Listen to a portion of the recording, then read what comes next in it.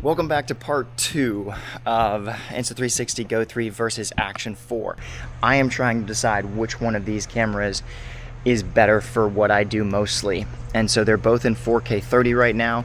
The Insta360 Go3 is in 4K 30 with the normal stabilization turned on, and the audio is set to directional, and it's in the mega field of view.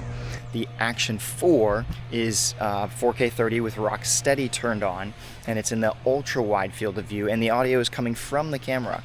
Because I noticed yesterday when I was filming that the Go3 audio seemed clearer and better than the audio that was coming out of the Action 4. Now I will say with the Action 4, the audio was coming out of the mic that was on the side of my hat, and I realized that I hadn't lifted the levels like I normally do when I have the mic on the side of my hat. I had the levels set for where the mic is right now under my shirt, and I'll show you that audio in a second. You can see that I've got both cameras like this. This is the switch pod. I absolutely love this thing. If you want to see how I use it, this is what we do. Bink. All right. And I absolutely love the switch pod for this little setup. Like, this would be my dream setup, and it's why I went back to the Action 4 for like this kind of idea. If I have the mic set right here and I got this right there. But yesterday in my tests, the Go3 was doing better in this lower lighting, and I was like, what is going on? So that was weird to me. Now the Action 4 definitely has a wider field of view from what I'm seeing. I'm gonna go ahead and switch over to a wider field of view and let you guys see that. So here we go. So now we have the Insta360 Go3 in the Action field of view, which is weird. You've got Mega, you've got Ultra, you've got Action. Like, the Action is the widest one. I would have thought that Ultra or Mega would be the widest one. I don't know. This is as close as I think you're going to get to compare these two. The Action 4 is still in the ultra wide field of view. And overall, I think this is a good field of view for like action stuff. Like, that's pretty comparable to me. I would say that if you're worried about like field of view, I wouldn't be worried about it. But the Action 4 continues to struggle, it seems like, with like getting my face lit well. Like, what do I have to do? What if we did that? Yeah, I don't know. It's just like, these cameras are the exact same distance or close enough from me. So this should be giving you a really good idea of that. I'm going to be testing out a few other things in this video. The next one we're going to be doing is the free frame mode for the Go3, just to see. But it's definitely an interesting dilemma here. Here are some of my thoughts as you guys are probably trying to figure this out for yourselves. The Action 4 gives us 4K 60, 4K 120. Like, that's huge. Once you have good lighting, that slow motion is incredibly crispy and amazing. The Pocket 3 only goes up to, or the Go3s, sorry. The Go3s only goes up to 2.7K 50 frames per second. And like, when you're doing action stuff, you're not really gonna want the pod, I would say.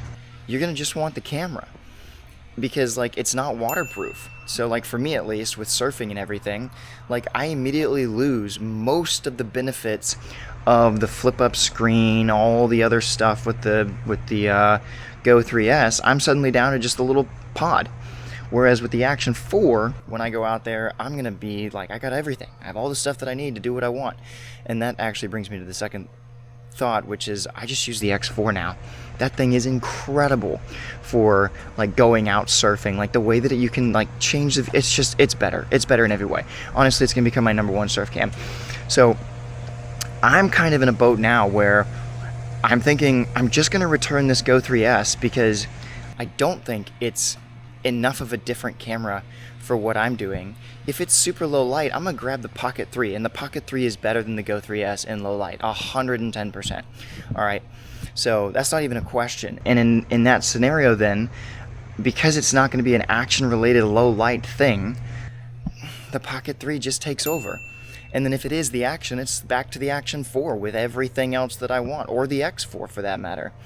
So, all right, let's switch over to the free frame mode and give you guys a little bit of that, and then we'll be done. So I switched the Action 4 back over to the wide field of view, so it's not quite as wide.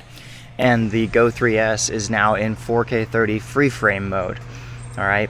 And the last thing that I wanted to do was test the audio for the Action 4. So watch what's going to happen right now. I'm going to try and give this to you. We'll see the audio switch over as I turn this on. Okay, so the audio that you're hearing on the Action 4 is the normal audio. In a second, it should pick up the mic. There you go. And so now you should be hearing the audio from the DJI Mic 2 on the Action 4. And personally, this wins, hands down. Like, the truth is, as soon as any wind hits the mic on the Go3s, it's done. Like, it's just done. And they have this little screen wind cover for it, but like Insta360 didn't include that in the normal camera thing. Like, what are you doing? We're spending almost $500 on a camera, and there is no, like, you couldn't have included a little piece of foam? That was a little excessive to me. I mean, I get that you're on like the accessory, you know, train, but like, come on, that's a little. Overall, I think that my final conclusion is, it looks like the Go3 just does better, the Go3s, whatever, does better in low light than the Action 4 from what I'm seeing. Now, I have the lens on there and all that, but I don't really care. I'm not gonna go to the trouble to switch out to the lens guard just for a low light shot in most situations. So in that scenario, I would say that the Go3s is better. The problem is the Go3s starts to fall apart when you go into other scenarios, like normal good lighting, then the Action 4 starts catching up very quickly. And when you want any higher frame rates, the Action 4 is the only option. I mean, 4K 60, 4K 120, the best you're getting on the Go3s is at 2.7K, 50 frames per second. The ability to reframe is nice, but I think I'm willing to let that go because I can just grab my X4 and reframe everything. So and the crop on the 4K 30 is pretty tight here. I'm looking at it myself, trying to keep these cameras the exact same distance so you can kind of see what's going on there.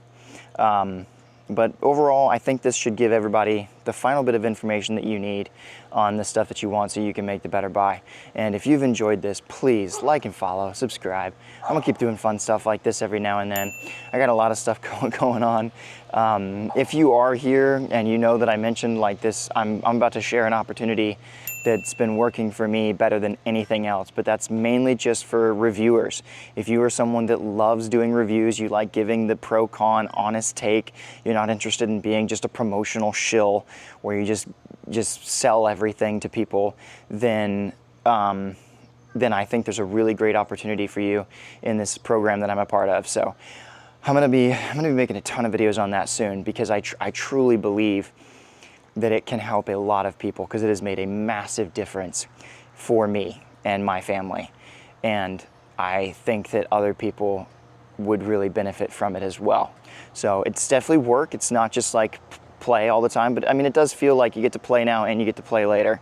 You know, you get to do both because if you love doing this, then that's what you get to do, but with full honesty and fun and all that. So if you stuck around till now, thanks for sticking around. I really hope this helped you, and let's keep having fun. I don't really know how to end this because I have both cameras on the thing, so let's just do this. There we go. Stop recording.